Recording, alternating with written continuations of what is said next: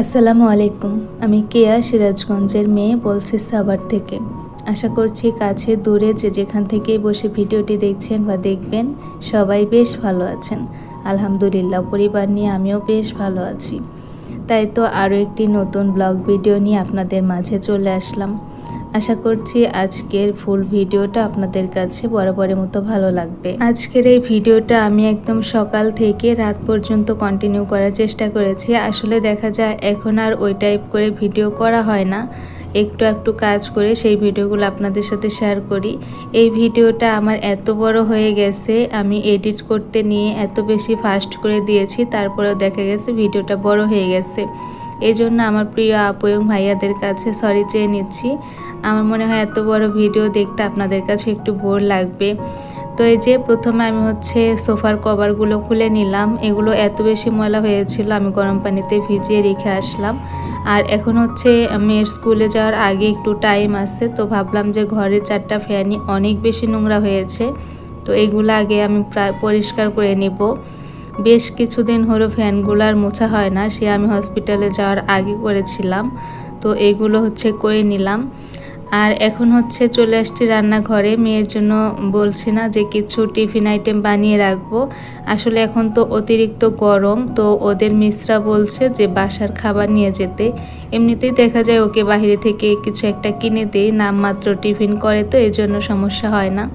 তো এখন যেহেতু বাহিরের খাবারটা দিতে না করেছে, আর আমারও মনে হয় যে অতিরিক্ত গরমে বাহিরের খাবারটা বাচ্চাদেরকে না দেওয়াই ভালো। তাই আজকে আমি ভাবলাম যে একটু বেশি করে টিফিন আইটেম বানিয়ে রাখবো, যাতে করে কয়েকটা দিন অন্তত ওকে টিফিনটা দিতে পারি। আমি এখন দুধটা জাল করে নিব। এখানে আমি 1 কেজির মতো দুধটা মেপে নিলাম, নিয়ে এটা পুডিংয়ের জন্য রেডি করে নিব। এর মধ্যে একটু গুঁড়া দুধ আর মাপ মতো চিনি দিয়ে দিব। আর এখানে এখন অনেকটাই বেলা হয়ে গেছে বলতে দুপুরে রান্না শেষ। দুপুরে রান্নাটা কিন্তু আম্মুই করে নিয়েছে। আর এখানে আমি একটু চিড়া ভিজিয়ে খেয়ে নিলাম দুধ দিয়ে। আর এখানে আমি মাংসের মশলা কষিয়ে নিচ্ছি। এর মধ্যে আমি মাংসটা রান্না করে নেব। একদম ছোট ছোট করে কেটে নিয়েছি, এটা বিরিয়ানির জন্য করে রেখে দিব। তো এটা অন্য একটা দিনের জন্য আমি করে রেখে দিচ্ছি, যাতে ওই দিন সুবিধা হয় এই জন্য। তো যাই হোক, এভাবে করে দেখা যায় একটু কাজ এগিয়ে রাখলে পরের দিনগুলো একটু আরামে কাটানো যায়। তো ওর জন্য আমি 3টা আজকে টিফিন আইটেম বানিয়ে রাখবো, একদম স্বাস্থ্যসম্মত আর হেলদি বলতে পারেন। এই টিফিনগুলো দেখা যায় বাচ্চারা কিন্তু খুব সহজেই খেয়ে নেয়, আর আমার বাচ্চার যেহেতু এই খাবারগুলো অনেক বেশি পছন্দের।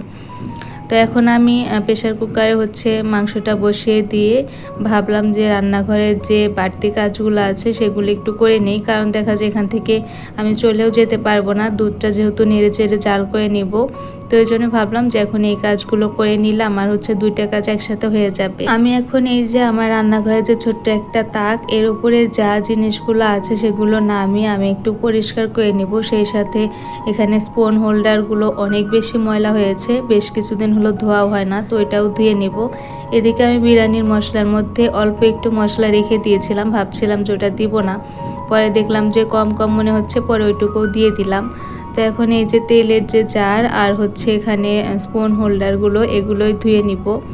আর এর মধ্যে দেখা যায় যে বেশ কিছুদিন না ধুলে এর মধ্যে একটু জং জং চলে আসে, যতই ভালো স্টিল হোক না কেন। তো এগুলো একটু মাঝে মধ্যে ধুয়ে নিতে হয়। তো আজকে চেষ্টা করেছি যে এগুলো একটু ক্লিন করে নেওয়ার।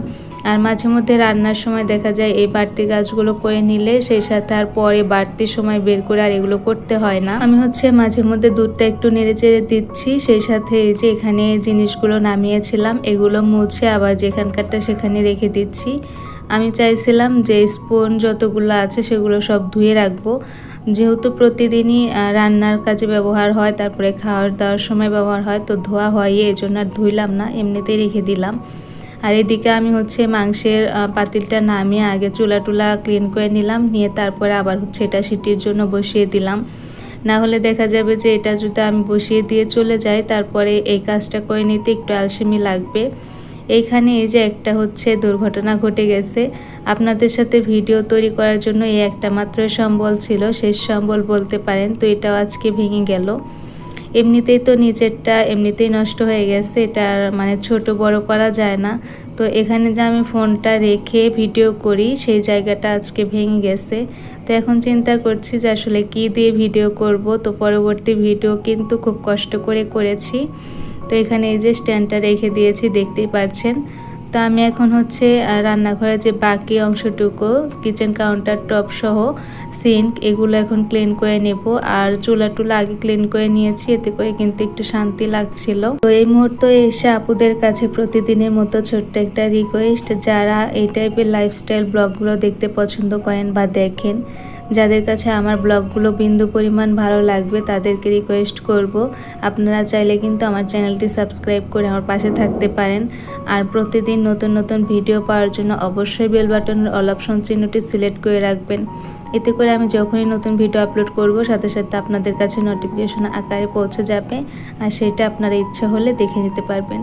আর যারা অলরেডি এই কাজগুলো করে এই পর্যন্ত আমার পাশে আছেন, তাদেরকে জানাচ্ছি অসংখ্য ধন্যবাদ আর আমার অন্তরস্থল থেকে অনেক অনেক ভালোবাসা। এখন এই যে আমার যে কাজগুলো ছিল সেগুলো শেষ করে গোসল করে ভাত খাবো।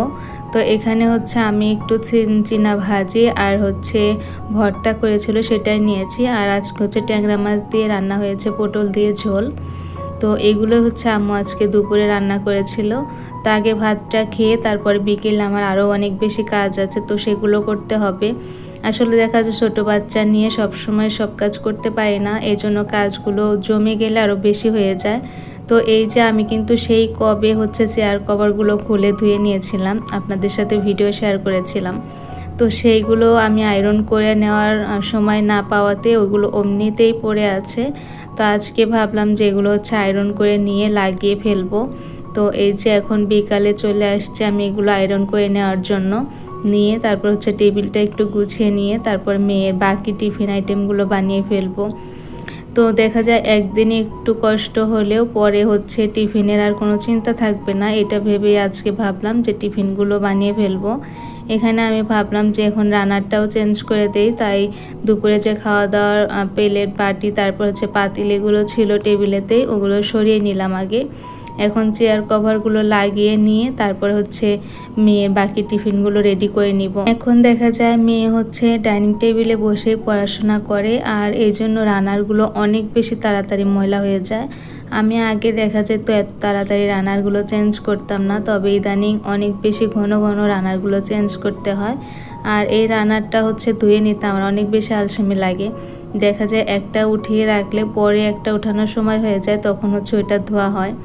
তো এখন হচ্ছে আমি এই যে পুডিংটা যে বানিয়ে নিয়েছি, এটা আমি একটু ফ্রিজে রেখে দিয়েছিলাম। এখন এটা আমি আনমোল্ড করে আমি এটার মধ্যে আরেকটা পুডিং বানিয়ে নেব।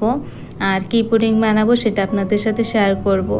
এখন হচ্ছে একদম সন্ধ্যার সময় আমি চলে এসেছি রান্নাঘরে। এখন হচ্ছে আমি একটা স্নো পুডিং বানাবো। এখানে 4টা ডিম থেকে সাদা অংশটা আমি বোলের মধ্যে নিয়ে নিয়েছি, আর কুসুমগুলো আলাদা রেখে দিয়েছি, এটা দিয়ে কোনো কাজ করব না। আর এর মধ্যে আমি পরিমাণ মতো চিনি দিয়ে দিলাম, সেই সাথে অল্প একটু ভ্যানিলা এসেন্স দিয়ে দিলাম, যাতে করে ডিমের গন্ধটা না থাকে। আর আমি আগের যে পুডিংয়ের বাটিটা ওইটা পরিষ্কার করে নিয়ে আবার একটু ক্যারামেল করে নিয়েছি, নিয়ে পুরো বাটিতে হচ্ছে মেখে নিয়েছি। আর এখন এই যে বিটার দিয়ে আমি ঠিক 4 থেকে 5 মিনিট বিট করে একটা ফোম তৈরি করে নেব। আর আমার কাছে মনে হয় এই পুডিংটা বানানো এত বেশি সহজ, আর কোনো পুডিং বানাতে হয়তো বা এত কম সময় লাগে না। তো এখন আমি কিছুক্ষণ বিট করে নিয়ে ফোমটা তৈরি করে তারপর হচ্ছে পুডিংটা বসিয়ে দিব। এই যে ফোমটা হয়ে গেছে, যখন বিটার থেকে আর পড়বে না তখনই বোঝা যাবে যে ফোমটা একদম পারফেক্ট হয়ে রেডি হয়েছে। এখন আমি এটা এই যে মোল্ডের মধ্যে বসিয়ে দিয়ে একটু চেপে চেপে সেট করে দিব। এই পুডিংটা আমি অনেক দিন পরে হচ্ছে আজকে বানাচ্ছি, বলতে গেলে মেয়ে বড় হওয়ার পরে আমি আর বানাই নাই, যখন থেকে ও আর কি ডেজার্ট আইটেমগুলো খাওয়া শিখেছে।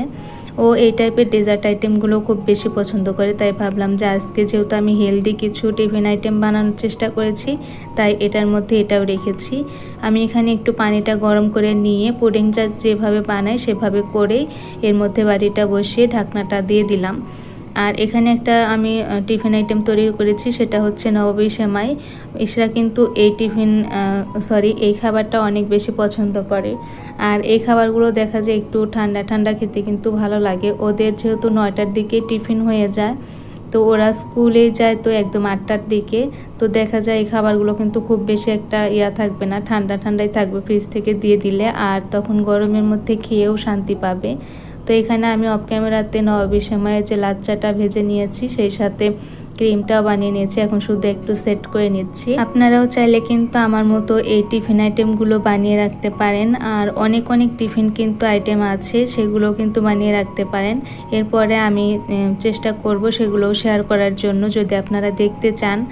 তো এগুলো কিন্তু খুব বেশি মজার খাবার, দেখা যায় বাসায় বানিয়ে রাখলে খুব বেশি থাকে না বাচ্চাদের ঘরে, তারপরেও 3-4 দিন থেকে 5 দিন আপনারা কিন্তু অনায়াসে টিফিনগুলো দিয়ে দিতে পারবেন ওদেরকে। তো এখানে আমি এই যে নবাবী সেমাইটা সেট করে নিলাম, আর মেয়ে কিন্তু জানে না যে ওর জন্য আমি এগুলো বানিয়েছি টিফিন।